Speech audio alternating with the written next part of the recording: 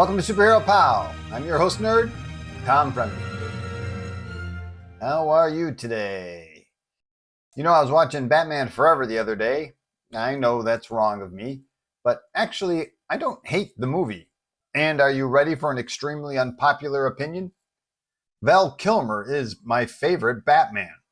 Okay, is there anyone left, or did everybody just click away? But seriously, in the few scenes where he was able to actually act like Batman and Bruce Wayne, he was great.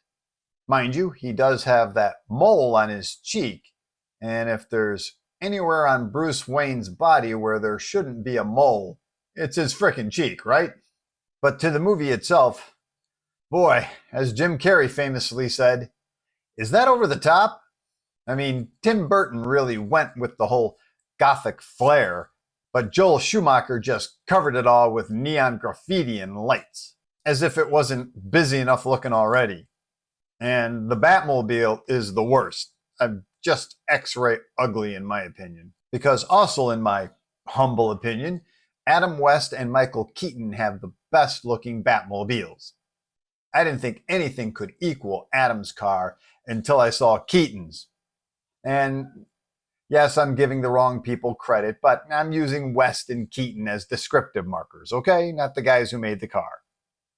As for other obvious bad things about the film, Tommy Lee Jones and Jim Carrey were simply miscast. Jones was basically doing Two-Face as if he was in the Adam West TV show, and Jim Carrey was basically just doing Jim Carrey. I suppose Jones could have done a better job if he was more straight or the script was.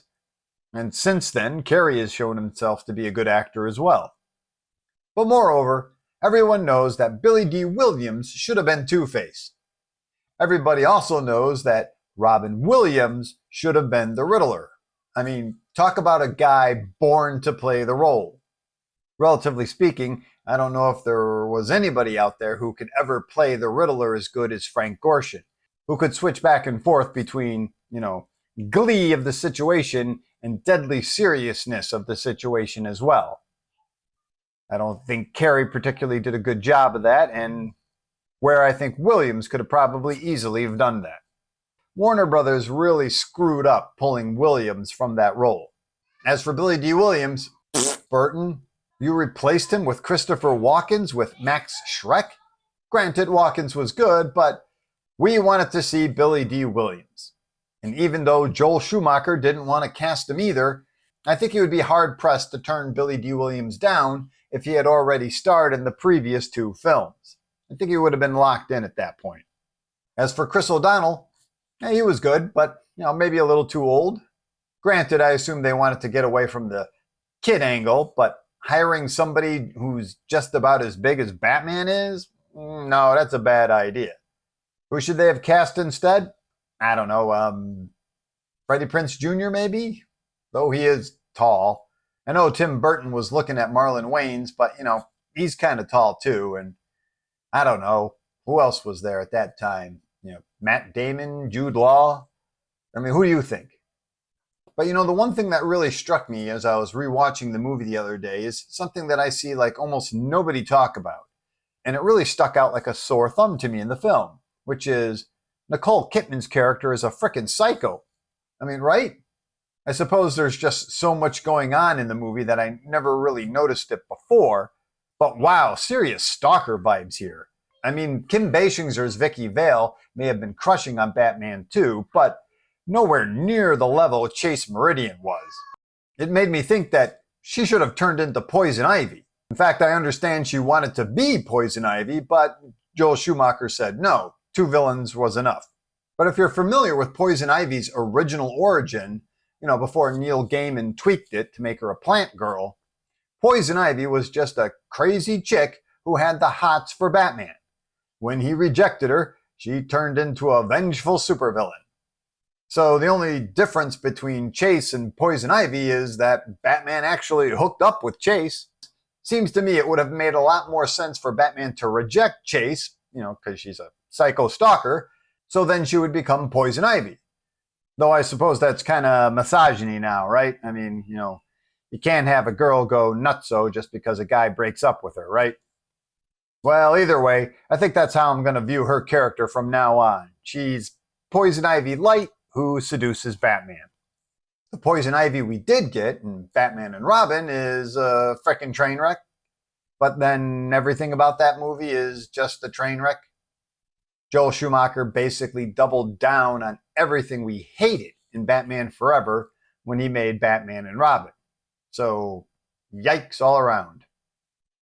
Two other things that jump out at me and bothered me from the first time I saw it was Batman's escape from the Two-Face thugs by driving up a wall. I mean, what happens to him when he gets to the top of the wall?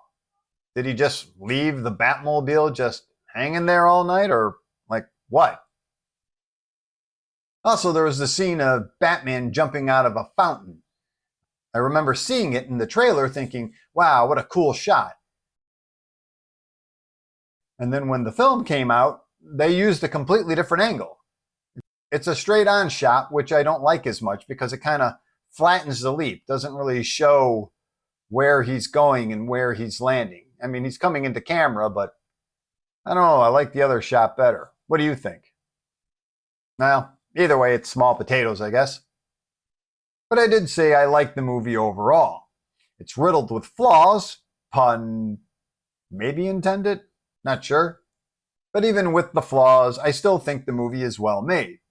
Unlike Batman Returns, as much as I like Tim Burton's work, some of his movies are just too choppy for me. And in my humble opinion, that's Batman Returns' problem. Well, that and Max Schreck. Why is this nobody sucking up so much screen time? But I've often felt Batman Returns had a good script, but it was poorly executed, while Batman Forever had a bad script, but was well made, and had a better Batman. Yeah, I said it. But overall, in my opinion, we've never had a great live-action Batman yet. You can put me in the camp that says Batman the Animated Series is the best Batman ever. Still waiting on a live-action one, although we've had good ones. Wasn't really impressed with Matt Reeves' The Batman. Just seemed like he was trying to out-grim Nolan's films. Curious what James Gunn is going to do with The Brave and the Bold. Personally, I think the pendulum needs to swing back to the more, dare I say, fun Batman days. Not full-on Adam West, just something more in the vein of Tim Burton's films. And I'm not saying we go back to the gothic freak show, just not something as brooding and real lifelike as Nolan's and Reeves' films. But what do you think? Did you enjoy Batman Forever like me? Or is it just as much as a train wreck as Batman and Robin? And what would you like to see in another Batman film? Either way, thanks for spending time with me. And if you can be so kind to like, subscribe, and notify, I'll make sure Batman never makes this creepy grin again. I mean, yikes.